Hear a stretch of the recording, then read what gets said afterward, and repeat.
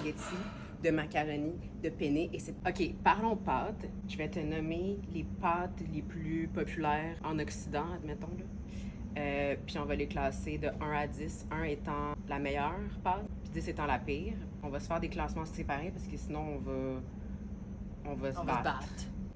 Donc, commençons avec le classique des classiques, le spaghetti. J'aimerais commencer cette vidéo en disant qu'il n'y a pas de mauvaises pâtes. J'adore toutes les pâtes. OK, spaghetti, classique, nostalgique, mais est-ce la meilleure? Je ne sais pas. Ça va avec tout.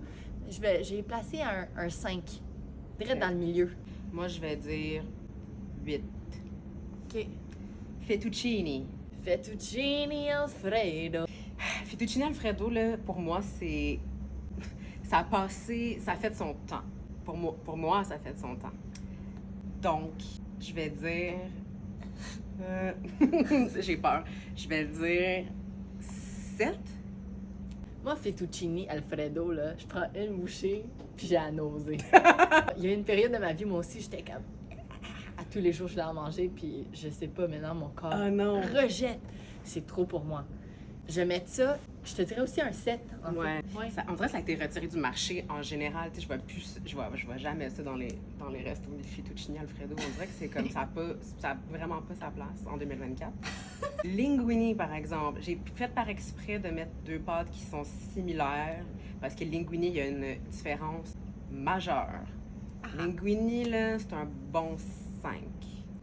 Linguini, pour moi, ça va être en haut du 5, ça va être un 4. Un 4, parce que mon père cuisinait, ça c'est tellement nostalgique pour moi, un linguini, seafood linguini avec des crevettes. Ouais. Puis c'était un de mes plats préférés, encore à ce jour. OK, là, on rentre en terrain miné. Les penne.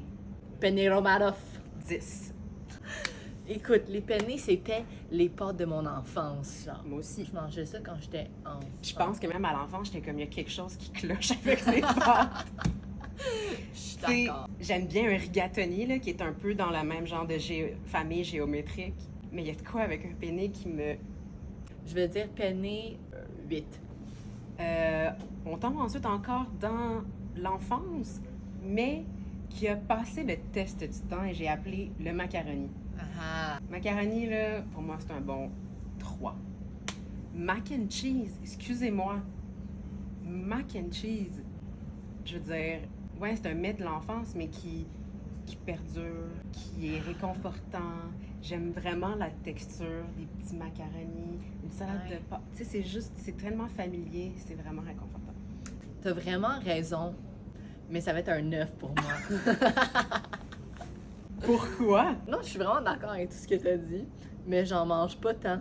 Mais il y a des meilleures pâtes qui s'en viennent, fait que là, on va voir si ça fait la route. OK.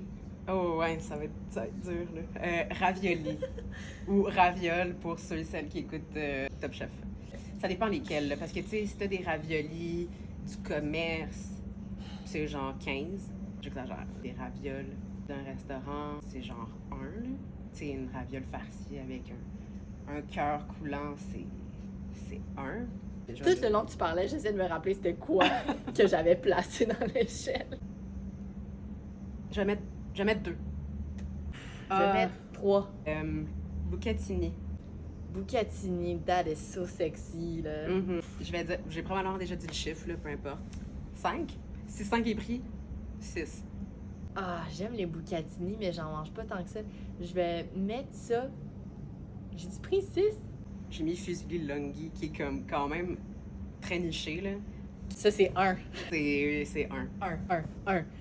Elle est tellement le fun. Elle est tellement le fun. Forme. Elle est plus longue à cuire quand elle est pas fraîche. Mais mon Dieu, la sauce s'accroche tellement bien à ce type de pâte. C'est comme les nouilles carbonara.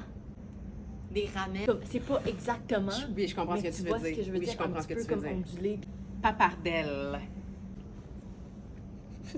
3. Je me rappelle. C'est pas une papardelle.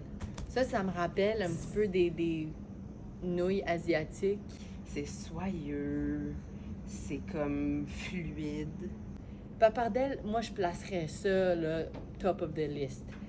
Comme un 2. Rotini. Rotini 10. Tout simplement parce que je le mange tellement souvent. C'est l'affaire la plus disponible à l'épicerie. Mais pourquoi 9, tu t'en manges tout le temps? Pourquoi t'en manges? 10. Fait que t'aimes pas ça, mais t'en manges tout le Non, temps? j'aime ça. Hey, j'ai dit au début de la vidéo que j'aime toutes les pâtes. C'est vrai. Parce Rotini 9.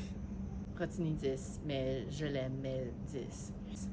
Mention spéciale à Gnocchi, qui est dans le top